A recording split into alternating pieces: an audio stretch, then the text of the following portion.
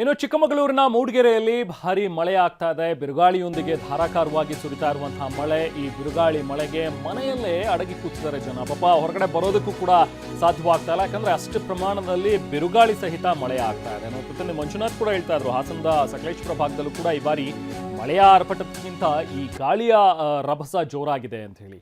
So Kottigehara, Baluru, Banakal ಭಾಗದಲ್ಲಿ ಹೆಚ್ಚಿನ ಮಳೆ ಆಗ್ತಾ ಇದೆ.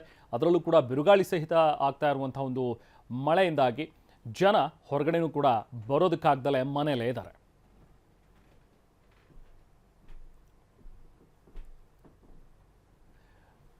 ಸ್ಥಳದಿಂದ ನಾವು ಪ್ರತಿನಿಧಿ ಪ್ರತ್ಯಕ್ಷ ವರದಿ ನೀಡಿದ್ದಾರೆ, ಬನ್ನಿ ನೋಡೋಣ.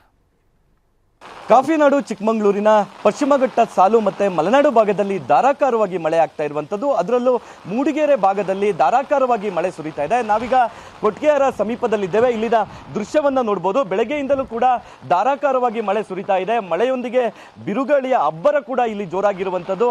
ಏನು ಮಳೆಯೊಂದಿಗೆ ಭಾರಿ ವೇಗವಾಗಿ ಬಿರುಗಾಳಿ ಬೀಸ್ತಾ ಇದೆ. ಇದರಿಂದಾಗಿ ಜನಜೀವನ ವ್ಯವಸ್ಥೆ ಅಲ್ಲೋಲ ಕಲ್ಲೋಲ ಆಗಿರುವಂಥದ್ದು.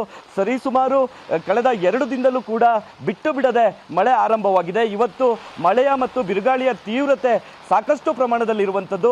ಬರೋಬ್ಬರಿ ಏನು ಕಳಸ ಮತ್ತು ಮೂಡಿಗೆರೆ ಸುತ್ತಮುತ್ತ ಭಾಗಗಳಲ್ಲಿ ರಣಮಳೆ ಸುರಿತಾ ಇದೆ ಅಂತಾನೆ ಹೇಳ್ಬೋದು.